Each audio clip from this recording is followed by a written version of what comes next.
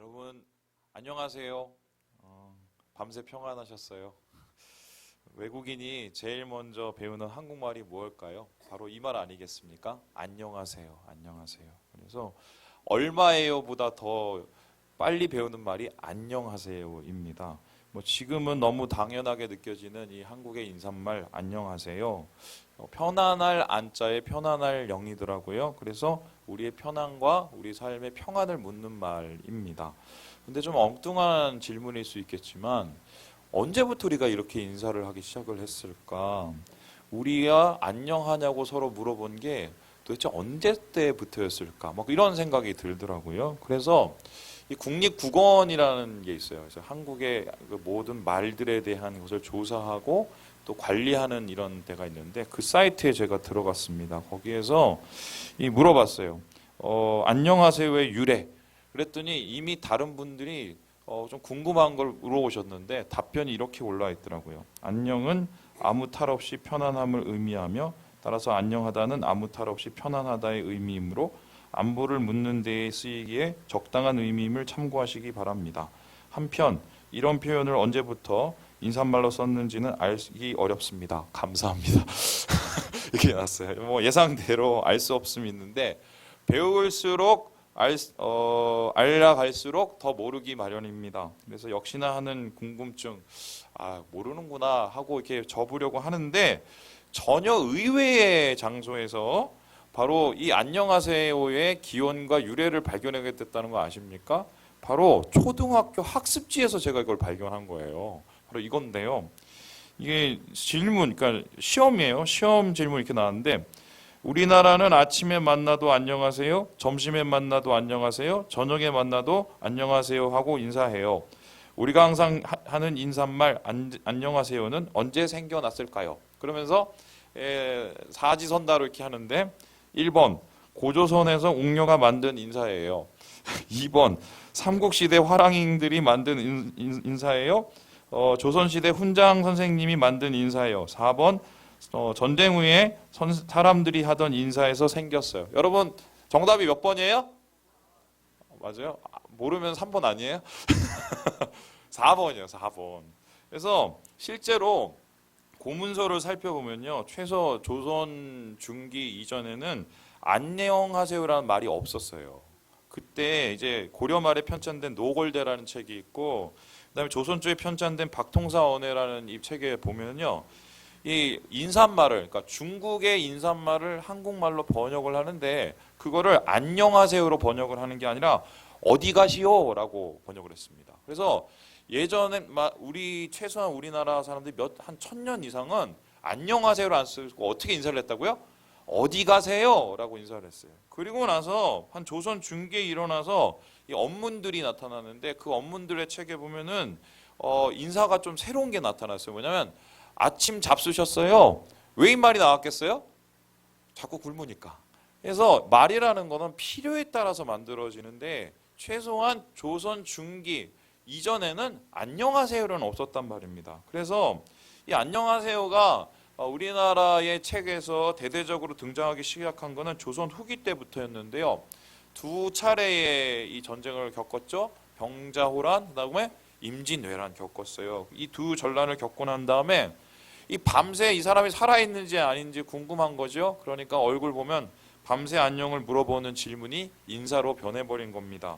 그렇다면은 이 안녕하세요라는 이 말은 애환이 담겨 있는 인사말이죠. 나라님들이 정치를 잘못해서 그 피해를 다 서민들이 다 받고 그 피해를 받은 백성들이 고스란히 서로에 대해서 이 안녕을 물어보는 이 애환이 바로 안녕하세요의 유래였다는 것입니다. 그런 의미에서 살펴보면 이스라엘, 이 유대인들과 이 대한민국 조선 사람들은 인사말부터 많이 맞닿아 있다는 거 아십니까? 이 평안을 묻는 이스라엘의 인사말이 있어요. 뭐죠? 샬롬, 샬롬이라고 합니다. 샬롬이란 말은 평안이란 뜻인데 이 말 역시 애환이 담겨 있는 인사말이었습니다. 매번 그치지 않는 전쟁, 급기야 패방과 추방을 경험을 합니다. 이런 이 역사 속에서 이스라엘은 아침에 눈을 뜨고 옆집 사람의 생사를 확인하는 것이 이게 일이 돼버린 거예요. 그래서 얼굴을 보고 샬롬, 샬롬, 살아있네 이러면서 물어보던 게 이게 한마디로 인사말이 된 것입니다. 그들도 우리처럼 평안함에 대한 간절함이 있었기 때문인데요.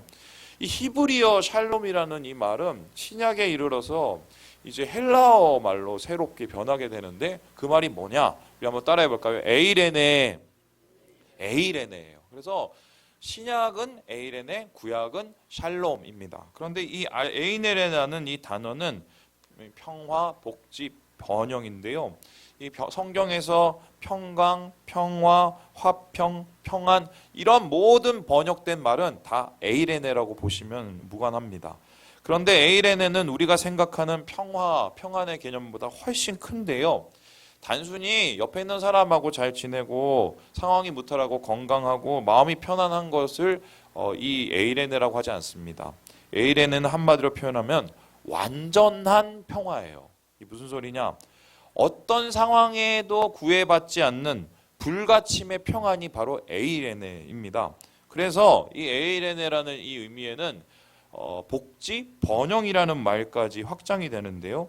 이 성경에서는 심지어 이 에이레네가 최종적으로 구원이 완성되는 그 상태를 가르쳐서 에이레네, 평화라고 얘기를 합니다. 말 그대로 평화의 끝판왕 참 평안이 에이레네인 것입니다. 그렇다면은 에이레네는 안녕을 넘어서서 우리가 그토록 바라는 행복의 상태를 뜻하는 겁니다. 사람이 왜 삽니까? 여러분 오늘 여기 왜 오셨어요? 아침에 밥은 왜 드시고 일은 왜 나가시고 돈은 왜 보세요? 그리고 왜 사람을 만나고 왜 사랑을 하십니까? 다 행복하기 위해서 하는 겁니다. 그래서 이 말은 오늘 성경에 맞게 정리를 한다면 인생의 목표는 행복인데 그 행복은 다른 말로 뭐다? 평화예요. 에이레네예요. 그래서 사람은 평화를 위해서 산다는 거예요. 여러분의 삶은 지금 평안하십니까? 샬롬과 에이레네가 여러분의 삶 가운데 가까이 있습니까? 여기에 대해서 우리가 아멘이라고 하고 싶은데 선뜻 대답하기 힘든 게 뭐냐면 이게 참 쉽지 않은 여러 가지의 문제가 있기 때문입니다. 한때 사람들은 어떻게 하면 평화를 이룰까, 어떻게 하면 행복을 이룰까에 대해서 힘이 있어야 된다고 생각을 했어요. 이 대표적인 나라가 이스라엘인데요. 이스라엘이 2000년 동안 나라를 빼앗기고 세계 방방곡곡으로 흩어져 있다가 자기 나라를 찾겠다고 이 팔레스타인에 다시 돌아를 왔어요. 그런데 이 팔레스타인으로 돌아온 유대인들은 야 여기까지 왔는데 이제 우리가 진짜 에이레네 이루어야지, 평안을 이루어야지 했습니다. 그러면서 무엇을 했냐? 힘을 키웠어요. 열심히 땅을 일구고 산업을 키웠고요. 열심히 군대를 만들고 무기를 개발을 했습니다. 그리고 비로소 6.1 전쟁이니 시나이 전쟁이니 하면서 주변에 있는 중동 국가들과 세 차례에 걸쳐서 전쟁을 치러요. 중동 국가의 입장에서는 완전한 패배였지만 이스라엘의 입장에서는 완전히 승리를 거둔 독립에 승리한 독립전쟁이었던 것입니다. 그런데 전쟁을 위한 무력이 길러지고 또 세 차례의 승리를 거두었음에도 불구하고 이스라엘의 참평화 에이레네가 이루어졌을까? 제가 느끼기에는 아니었어요. 제가 바로 그 산증이 있는데요. 이 무슨 소리냐? 2002년에 제가 이스라엘에 갔어요. 거기에서 이제 한 몇 주 동안 이 차 타고 다니면서 배낭 메고 그 이스라엘 지역을 전부 다 돌아다녔는데 이 히브리 대학에서 어떤 분 초청을 받아서 거기 학생 식당, 이 카페테리아라고 하죠. 거기서 밥을 먹었어요. 저녁에 싸니까 밥을 먹었는데 그 밥 먹고 차 마시고 돌아왔는데 그 다음 날 오전에 무슨 일이 있었었냐? 그 장소에서 폭탄이 터졌어요. 그래갖고 70여 명이 죽었어요. 그러면 이게 어떻게 되냐면 제가 뭐 밑에서 밥을 먹었어요? 폭탄 밑에서 저녁 먹었던 거예요. 그리고 뿐만 아니라 거기서 끝난 게 아니라 틈만 나면 짐 검사, 신분증 검사 끊이질 않았고요. 이 자폭 테러 사건이 이스라엘에 계속해서 이루어지고 분쟁이 이루어집니다. 그래서 이스라엘의 결론은 최소한 힘으로 평화를 이루는 것이 아니라는 것을 우리가 확실하게 알게 되는 거죠. 그래서 어떤 사람들은 힘이 아니면 다른 게 필요해. 뭐가 필요하냐? 에이레네를 이루기 위해선 돈이 필요하다고 생각을 했습니다. 잘 먹고 잘 살아야 행복해지지. 그래서 우리가 잘 먹고 잘 살기 위해서, 잘 살아보기 위해서 얼마나 많은 노력을 했어요. 그런데 지금 우리는 분명히 알고 있습니다. 돈과 소유가 우리를 평화와 행복으로 초대하지 않는다는 것을 우리가 느끼는 것보다 우리나라는 훨씬 잘 사는 나라인데요. 제3세계 방문해 보면 얼마나 잘 사는지 깨닫게 됩니다. 그들이 꿈꾸는 그 나라가 바로 우리나라예요. 그럼에도 불구하고 우리나라 사람들은 예전보다 행복해지고 평안해졌을까? 대답은 여러분이 하시길 바랍니다. 돈, 힘, 명예, 평화의 필요 조건이 될 수 있을지 모르겠지만 최소한 충분 조건은 아니라는 것, 우리의 역사를 통해서 증명된 거죠. 자, 그렇다면 우리는 모두 평화를 원하고 행복을 원하는데 어떻게 하면 이 평화로 나아갈 수 있을까? 어떻게 하면 이 에이레네의 문이 열릴 수 있을까? 우리가 본문에서 오늘 바울이 그 이야기를 하고 있어요. 평화로 나아가는 문, 에이레네로 나가는 문을 골로새 교인들에게 이렇게 이야기하고 있습니다. 우리 함께 15절의 말씀을 읽어보겠습니다. 시작! 그리스도의 평강이 너희 마음을 주장하게 하라. 너희는 평강을 위하여 한 몸으로 부르심을 받았나니 너희는 또한 감사하는 자가 되라. 진짜 평화, 주님이 주시는 에이레네를 누리기 위해서 필요한 게 있는데요. 바로 그게 뭐라고요? 감사라는 거예요. 감사. 그래서 본문에는 감사라는 말이 세 차례에 걸쳐서 반복이 되고 있습니다. 그 이유가 뭐냐? 지금 골로새 교회가 평안하진 않는데 그 평안하지 않는 골로새 교회에 뭐가 사라지고 있어요? 감사가 사라져서 감사 결핍증에 걸려버린 거예요. 이 골로새 교회는 사실 크지 않은 교회였어요. 이 골로새 지역 자체가 과거에 명성은 있었지만 주변에 있는 신도시 라오디게아니 에베소에 밀려갖고 이제는 조금씩 쇠퇴해가고 있었습니다. 그런데 그렇게 크지 않은 이 도시, 크지 않은 이 교회에 왜 감사가 사라지고 있었을까? 왜 평안이 무너지고 있었을까? 다름 아닌 그들 안에 침투한 가짜 복음, 가짜 선생들 때문이었습니다. 이 학자들에 따르면 골로새 교회는 거의 시장바닥 수준이었는데요. 종교다원주의와 혼합주의로 내적인 갈등을 겪고 있었어요. 영지주의, 유대 신비주의, 율법주의, 헬라 철학 등 이런 것들이 복음을 변질시키면서 각자의 평화와 복을 전하는 다른 복음들이 난립했습니다. 이런 거짓 가르침은 이 교인들의 마음을 분산시켰고 공동체를 와해시키는데 결국 그래서 갈등이 일어나고 분쟁이 발생합니다. 모두 행복해지기 위해서 그런 건데 평화를 누리기 위해서 그렇게 된 건데 그래서 교회에 나온 건데 실상은 에이레는 붙잡을 수 없고 그들 가운데 한마디로 감사가 사라지고 평화가 사라지는 상황이 된 것입니다. 이에 바울은 말합니다. 이 평화를 찾기 위해서 뭘 해야 되냐? 복음을 발견하고 진짜 예수를 만나야 되는데 복음을 발견하고 진짜 예수를 만나는 방법이 감사라는 거예요. 감사. 그래서 감사하는 마음이 회복이 돼야 이게 문이 열린다는 것입니다. 여러분은 이미 경험했을 것이고 경험하고 있을지 모릅니다. 감사가 없는 자리에 평화가 뿌리 내릴 수 없는 것이죠. 불평과 원망은 에이레네의 적입니다. 목사님, 저도 사실은 그러고 싶은데 정말 힘듭니다. 감사할 게 있어야 감사하지요. 억지로 감사하면 그게 감사입니까? 이렇게 질문할 수 있어요. 100분 동감하고요. 저 역시 참 감사가 불편한 이 부족한 사람이거든요. 그래서 저 역시 제 마음에 평안 누리기가 되게 힘든 사람이에요. 그런데 제가 목사 되고 담임이 돼서 교회를 섬기다 보니까 이런저런 분들의 고민들을 듣고 그 삶을 알아가다 보니까 예전에 보이지 않던 감사의 길이 보이는 거예요. 일종의 실패를 통한 배움이라고 하겠는데 여러분 그거 아십니까? 감사가 그냥 얻어지는 게 아니라 기술이 필요해요. 감사의 기술이 필요해요. 그냥 무턱대고 감사한다고 감사할 수 있는 게 아니라 감사할 수 있는 뭔가 이 기술을 우리가 연습하고 연마를 해야 돼. 자, 우리 여러분, 제가 오늘 여러분과 함께 나누려는 게 바로 이 부분인데 어떻게 하면 감사할 수 있을까? 어떻게 하면 이 평화의 문을 여는 감사의 기술을 배울 수 있을까? 좀 천박한 표현일지 모르지만 오늘 여러분과 함께 이 기술을 함께 익혀보려고 합니다. 자, 그렇다면 첫째, 평화를 여는 감사의 기술 우리 같이 한번 읽어보도록 합니다. 시작! 은혜를 알아야 감사한다. 뭐를 알아야 감사한다고요?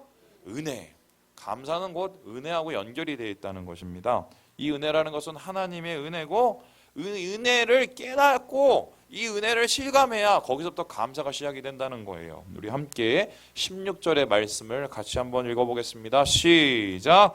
그리스도의 말씀이 너희 속에 풍성히 거하여 모든 지혜로 피차 가르치며 권면하고 시와 찬송과 신령한 노래를 부르며 감사하는 마음으로 하나님을 찬양하고. 우리 글 성경에서는 이 본문이 정확히 표현이 잘 안 됐는데 원어 성경에 보면 좀 특이한 구절이 있어요. 뭐냐면요, 감사하는 마음으로 해서 저 감사하는이라는 저 단어입니다. 근데 이 감사라는 저 단어가 뭐냐면 엔테스 카리티라는 단어인데, 이 카리티라는 단어가 사실은 성경에서 감사로 번역되는 단어가 아니에요. 이 단어의 원래 이 잘 쓰이는 번역이 뭐냐면요, 은혜입니다. 그러니까 사실은 뭐냐면 은혜의 마음으로라는 말이 정확한 표현인데, 이것을 한국 번역자들이 감사하는 마음으로라고 번역을 한 것입니다. 그런데 이렇게 해도 무방한 게요, 이 단어를 추적하면 다음과 같은 결론이 나와요. 자, 여기 보세요. 오늘 막 헬라어가 막 나오고 정신 하나도 없죠? 근데 잘 보면 은혜가 됩니다. 이 첫 번째 게 뭐냐면 유카리스테오라는 이 단어인데, 이게 우리가 보통 감사를 뜻하는 유카리스테오예요. 그런데 또 우리가 뭐 기뻐하다라고 할 때 뭐냐면 카라예요, 카라. 여러분 뭐 그 옛날에 그 여자 뭐 걸그룹에 카라라는 그룹 있죠? 그게 기쁨이라는 단어예요, 기쁨. 그런데 오늘 우리가 이 아까 살펴봤던 이 은혜라는 단어가 뭐냐면, 여러분 들었는지 모르겠는데 카리스예요. 이 카리스 들어보셨어요? 옛날에 생수 이름이 카리스였거든요. 이게 은혜라는 단어인데, 근데 지금 보시면 좀 비슷하지 않아요? 유카리스테오, 카라, 카리스 좀 비슷하죠? 이 감사, 기쁨, 은혜를 우리나라에서는 전혀 다른 단어인데, 이 단어가 헬라어는 하나예요. 이 뿌리가 하나인데 그 뿌리가 뭐냐? 카리스라는 은혜입니다. 그러니까 이 말은 뭐냐면 은혜로부터 감사가 시작이 되고 은혜로워야 기뻐할 수 있다는 거예요. 그래서 곧 감사는 은혜고 은혜는 곧 감사라는 의미가 되겠습니다. 그래서 감사와 기쁨 역시 하나님의 은혜를 통해서 이루어진다는 말인데요. 목사님, 예전에는 제가 분명히 은혜로웠던 것 같은데, 넘쳤던 것 같은데 왜 지금은 안 되죠? 이렇게 질문하시는 분, 솔직한 말씀이지요. 그런데 한번 생각을 해봅시다. 옛날에는 그렇게 감사가 넘친 이유가 은혜가 넘쳤는데, 지금은 은혜가 그쳐서 감사가 그친 건가요?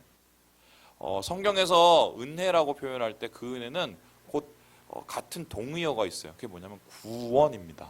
그러니까 하나님이 우리에게 주신 선물, 우리에게 공짜로 주신 가장 큰 선물이 뭐라고요? 구원이에요. 이스라엘 백성들이 왜 하나님 앞에 감사를 했냐? 왜 찬양을 했냐? 구원받아서 그들을 하나님께서 건져주셔서 감사를 했습니다. 그래서 하나님 앞에 감사하는 것은 뭐냐면 구원의 은혜 때문에 감사하는 거예요. 목사님, 그래도요, 뭐 쓸 것도 있고 뭐 입을 것도 있어야 뭐 감사가 튀어나오지요. 이렇게 얘기할지 모르겠는데, 사실 이 뭐 큰 집으로 이사 간다던가 사업이 잘 되던가 돈 벼락이 쏟아진다던가 뭐 이런 뭐 자식이 갑자기 공부를 잘하다던가 뭐 그런 일이 있을지 모르겠지만, 그런 거는 다 부차적인 은혜예요. 이게 무슨 소리냐? 우리가 하나님께서 주신 구원의 은혜를 주변 사람들한테 나누기 위해서 하나님께서 주신, 이 한마디로 부스러기 은혜예요. 그런데 사람들은 큰 줄기의 은혜, 구원의 은혜는 그냥 감사하는 거로 잠깐 지나치고 무엇에 집착을 합니까? 이 부스러기 은혜에 집착을 하는 거지요. 그래서 항상 부차적인 것, 은혜의 부스러기에 민감해서 이 부스러기 때문에 감사를 하거나 불평을 하게 됩니다. 구원의 감격을 결국 잃어버리게 되고요. 그래서 한마디로 버림받은 자에까지 이르게 되지요. 이스라엘 백성이 그랬습니다. 어제까지 바로 파로의 밑에서 얻어맞고 종살을 했어요. 그리고 그 속박으로부터 하나님이 벗어나게 해주셨단 말입니다. 애굽의 군대가 쫓아왔어요. 홍해를 건넜어요. 그런데 애굽의 군대는 홍해에 수장됐어요. 기뻤어요. 감사했어요. 하나님께 찬양 올렸어요. 와, 우리가 구원됐다. 그런데 그러한 구원의 은혜는 잠시 당장 광야에 가니까 나일강이 없는 거예요. 아니, 왜 여기는 나일강이 안 흘러요?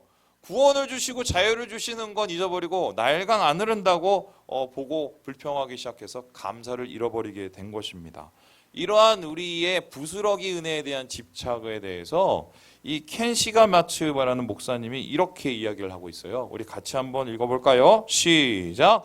권리의식은 감사를 죽인다. 자신이 받아야 마땅하다고 생각하는 만큼의 대접을 받지 못한다고 생각하기 때문이다. 권리의식을 가져도 될 만한 사람이 있다면 바로 예수님일 것이다. 하지만 예수님은 권리의식을 품지 않으셨고 오히려 감사가 넘치는 삶을 사셨다. 진정으로 감사하기 위해서는 권리의식에서 벗어나야 한다. 여러분 왜 비싼 차 끌고 다니세요? 우리는 잘 없지만 그 이유가 뭐냐면 저희 형님 얘기하시는데 그렇게 안 하면 대우를 잘 안 해준대요. 그리고 비싼 차를 몰면 앞에가 다 이렇게 갈라진다면서요. 그래서 근데 저는 뭐 매일 이게 저 뭐 조그만 차 전 되게 좋아하는데 몰고 다니니까 이게 주차를 해도 주차 아저씨도 저를 막 대요. 아 거기 대지 말라고 막 이래요. 근데 이게 사람들이 이런 게 있어요. 뭘 더 가지고 뭘 좀 더 잘하고 뭘 좀 더 능력이 있으면요. 자기가 그런 권리가 있다고 생각을 해요. 그래서 이렇게 누리는 게 너무 당연하다고 생각해요. 아니 내가 말이야 차가 뭔데 말이야. 내가 말이야 지위가 뭔데 말이야. 내가 옛날에 과연 뭐 왕년에 뭐 했는데 말이야. 왕년에 뭐 아는 사람 세상에 있어요? 그러니까 어쩌면 자기 안에 있는 이 권리의식이 생겨나요. 나는 당연히 이거 해야 돼. 내가 이만큼 했는데. 여러분 그렇게 되면 뭐가 문제가 생기냐면 여러분이 오늘 이 자리에서 예배드리고 생명을 누리고 또 하나님 앞에 나아갈 수 있는 이 목숨이 붙어 있는 거는 누구 때문이에요? 하나님 때문이에요. 그럼 하나님 오늘 여러분한테 이래야 돼요. 아니 내가 너희들한테 그렇게 해줬는데 말이야. 하나님이 권리의식을 가지고 우리한테 뻐겨야 되거든요. 근데 예수님께서는 그렇게 하셨어요? 안 하셨어요? 안 하셨어요. 오히려 우리에게 낮아진 모습으로 오셔서 감사의 모본을 보이셨다고요. 근데 우리는 어떡합니까? 그러한 예수님의 은혜에 예수님의 은혜를 받고도 예수님과 반대되는 삶을 삽니다. 좀 뭐 했다고, 좀 뭐 내가 이루었다고. 이게 마치 내가 잘한 양 생각을 하고 그 권리의식 속에서 감사를 잃어버리고 은혜를 잊어버리게 되지요. 여러분 믿는 사람은 권리의식이 아니라 은혜의식으로 사는 사람들이에요. 아주 작은 일부터 큰 일까지 주님께서 허락해 주시는 그 일, 그 은혜를 발견하는 것이 바로 그것이 믿는 사람들입니다. 여러분 삶 속에서 만약 감사가 사라지고 있다면 제일 먼저 점검해야 될 것이 있습니다. 뭔가요? 은혜를 나는 잊고 있는 것이 아닌가. 바울이 이 편지를 쓴 장소가 어디였냐면 감옥이었거든요. 이 로마의 그 불행하게 느껴질 수밖에 없는 그 감옥. 그 감옥 속에서 감사하라고 외치는 이 이유는 무슨 이유 때문입니까? 어떤 고난과 어떤 상황에도 빼앗길 수 없는 그 은혜가 이 바울의 마음에 있었기 때문이에요. 흔들리지 않는 이 에일의 은혜가. 여러분 그래서요 평안을 여는 감사의 첫 번째 문은요 은혜예요. 은혜를 알아야 감사해요. 바로 이게 성경에서 말하는 이 에일의 은혜로 가는 길이에요. 두 번째 이 평안을 여는 두 번째 감사의 기술이 뭘까? 우리 같이 한번 읽어보겠습니다. 시작. 감사해야 감사한다. 이게 뭔 말이에요? 감사해야 감사한다니. 이 본문에 감사의 요청을 잘 읽어보면 특이한 게 있는데요. 야 어떻게 하니까 감사해라. 하나님이 뭐 해줬으니까 감사해라. 이런 말이 없어요. 그냥 무턱대고 무조건 감사하래요. 일단 닥치고 감사부터 하라고 그냥 강청을 하고 있어요. 이 바울이 골로새 교회의 형편을 몰랐을까? 아니지요. 그들의 고통을 공감하지 않았을까? 아니지요. 그럼에도 불구하고 감사하라고 강청을 하는 이유가 무엇입니까? 무조건 감사, 절대 감사를 말하는 이유는 뭐냐면 감사하지 않으면, 감사하려고 안 하면 감사를 할 수가 없기 때문이에요. 왜냐하면 인간의 본능은요 감사해요, 불평이에요? 불평이에요. 왜요? 우리의 죄의 시작이 불평에서 시작됐어요. 나는 왜 하나님처럼 안 돼? 나는 왜 저거를 못 먹어? 이 불평에서 죄가 시작이 됐기 때문에 한마디로 하나님 안에서의 내 심령이 거듭나서 주님의 감사를 누리기 위해서는 감사에 대한 의지와 연습이 필요해요. 여러분 죄의 본능을 이기고 감사할 수 있는 방법은 감사의 훈련 연습밖에 없다는 것입니다. 이 헨리 나우엔이라는 유명한 이 카톨릭의 사제가 있는데 이분이 이 감사에 대한 묵상을 이렇게 하고 있습니다. 우리 같이 한번 읽어보도록 하죠. 시작. 감사하는 훈련은 의식적인 선택이 있어야 가능하다. 감사하는 선택은 실질적인 노력 없이 거의 오지 않는다. 그러나 내가 그런 선택을 매번 할 때마다 그 다음에 선택은 조금 더 쉬워지고 더 자유로워지며 조금 더 자의식이 줄어든다. 왜냐하면 내가 인정하는 모든 선물은 또 다른 선물을 이어서 인정하게 되고 마침내 가장 평범하고 확실하게 보이고 진부하게 보이는 사건이나 만남이 은총으로 가득하다는 것을 증명하기 때문이다. 감사의 습관을 발견한 거예요. 감사는 선택이거든요. 감사해야 될 일이 많아서 감사하는 게 아니라 이미 하나님께 주신 그 은혜가 있기 때문에 내가 감사하기로 작정을 해야 감사한다는 거예요. 그래서 작은 것에 뭔가 감사를 찾다 보면은 그 감사가 나중에 다른 감사를 만나게 되고 더 큰 감사로 이어진다는 게 이 헨리 나원이 알게 된 감사의 비결이라는 것입니다. 여러분 다니엘 아시죠? 다니엘이 어떤 사람입니까? 이 바벨론의 그 폭군의 밑에서 승리를 거두고 출세를 한 사람이에요. 몇 번의 위기가 있었어요. 심지어는 사자굴에 들어가는 위기가 있었어요. 살아났어요. 그리고 하나님의 영광을 나타냈어요. 근데 어떻게 이 사람이 그 어려움을 이겨내고 고난을 이겨내고 출세를 하고 성공을 하고 목숨을 건질 수 있었을까? 성경은 이에 대해서 다음과 같이 얘기합니다. 우리 다니엘서 6장 10절의 말씀을 같이 한번 읽어보겠습니다. 시작! 다니엘이 이 조서에 왕의 도장이 찍힌 것을 알고도 자기 집에 돌아가서는 윗방에 올라가 예루살렘으로 향한 창문을 열고 전에 하던 대로 하루 3번씩 무릎을 꿇고 기도하며 그의 하나님께 감사하였더라. 뭐 했다고요? 감사했어요. 매번 하던 대로. 여러분 이 사람이요 끌려와서요 고자가 된 사람이에요. 그리고 몇 번에 걸쳐서 정말 의심을 받은 사람이에요. 감사할 게 있어요? 그런데 하나님 앞에 감사의 훈련을 했어요. 어떤 상황 속에서도. 그리고 이 훈련이, 이 포기하지 않는 감사의 훈련이 바로 하나님께서 주신 더 큰 감사와 기적의 문을 여는 그런 통로가 된 것입니다. 여러분 감사는 선택이고요. 감사는 연습이고요. 감사해야 감사할 수 있다. 이것이 에이렌으로 가는 두 번째 통로인 것입니다. 마지막으로 에이렌으로 가는 평화로 가는 감사의 세 번째 기술은 무엇입니까? 우리 같이 한번 읽어보겠습니다. 시작! 예수님 때문에 감사한다. 은혜를 알아야 감사하고 감사의 연습을 해야 감사하고 예수님 때문에 감사할 수 있다는 겁니다. 우리 함께 17절의 말씀을 읽어보겠습니다. 시작! 또 무엇을 하든지 말에나 이래나 다 주 예수의 이름으로 하고 그를 힘입어 하나님 아버지께 감사하라.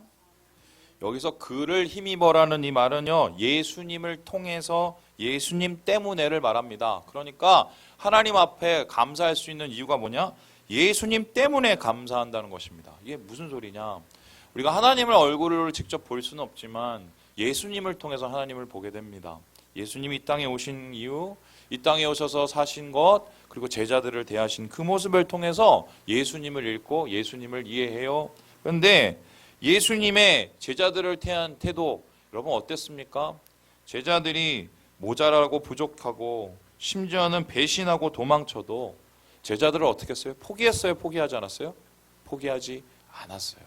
왜요? 예수님의 사랑은 변치 않으시고 포기하지 않는 사랑이기 때문이에요. 여러분 세상 사람들은 우리에게 상처를 줍니다. 뭐가 안 맞으면 다 떠나고 뭐가 안 맞으면 다 막아버려요. 그래서 우리의 마음을 괴롭히죠. 감사의 물길을 막아버립니다. 상황도 역시 그래요. 내가 원하는 대로 안 돼서 감사의 물길을 막아버려요. 그런데 우리 예수님은 절대 그러지 않으세요. 예수님은 어제나 오늘이나 내일이나 동일하게 우리를 사랑하십니다. 언제나 사랑하세요. 내가 모자라도 내가 눈물로 하나님 앞에 내 죄를 회개하고 나가면 우리를 안아주시는 그 분이 바로 우리 예수님이시잖아요. 그래서요 만일 예수님을 우리가 떠올려도 감사의 언어가 마음에 채워지지 않는다. 이 말은 영적으로 지금 무감각 증세를 앓고 있는 것이고요. 이 무감각증으로 벗어나기 위해서는 뭐냐? 예수가 어떤 분인가를 매일매일 묵상을 해야 돼요.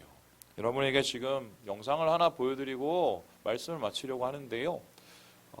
이 예수가 어떤 분인가를 묵상했던 한 분의 이야기입니다. 함께 우리 잠시 영상을 보도록 하죠.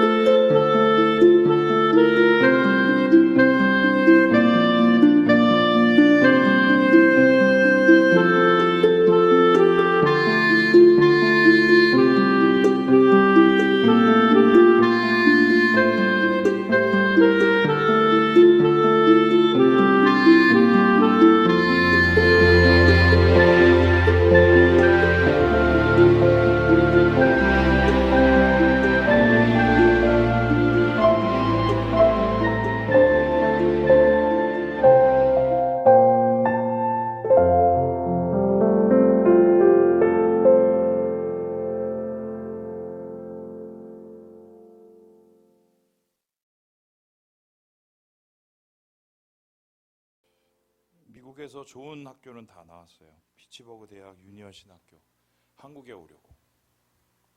근데 와서 다 잃었어요. 자기가 원하는 사역 하기 위해서 준비했는데 다 잃었어요. 이렇게 되면은 감사할 수 없는 상황이에요. 그런데 이 밀러 목사님은 감사하는 것을 포기하지 않았습니다. 그 이유가 무엇이냐? 바로 예수님 때문에. 모든 것을 다 뺏겨도 예수님은 나의 주님이시고 여전히 나의 친구시라는 걸 믿겼기 때문에. 놀라운 게 이렇게 감사를 포기하지 않는 이 밀러 목사님의 이 의지와 결단이 하나님께 올려져서 나중에 기적의 역사가 일어나요. 이분들을 통해서 이 충청도하고 이 한강 이남의 지역이 이 사역을 통해서, 이분의 사역을 통해서 번창하게 부흥과 역사가 일어납니다. 여러분, 그래요? 감사가 평화의 문을 열지요. 감사하기 힘들어도 우리가 감사할 때 이 평화를 통해서 무엇이 이루어지냐? 하나님의 임재가 이루어지고 하나님의 기적이 나타나요. 말씀을 마칩니다. 여러분 좀 감사했으면 좋겠어요. 정말 좀 감사하면서 살았으면 좋겠습니다. 주님께서 이 감사를 통해서 우리 모든 가족들을 은혜 가운데 이끄시고 주의 임재와 하나님의 기적 가운데 이끄실 줄 믿습니다. 기도하겠습니다.